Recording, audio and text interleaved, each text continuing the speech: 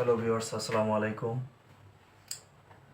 Our laptop, when our laptop or desktop display would rotate, then what should we do? Yes, how to fix this point?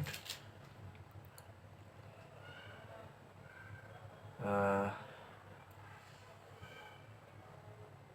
when press Alter, keyboard press Alter, Control Array, Alter Control Array. When down, up, right position.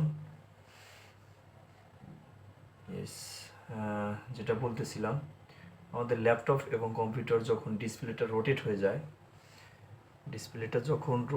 যায় নিচে বা উপরে চলে আসে, তখন এটা আমরা কিভাবে ঠিক করব, আগের পজিশনে নিয়ে আসব।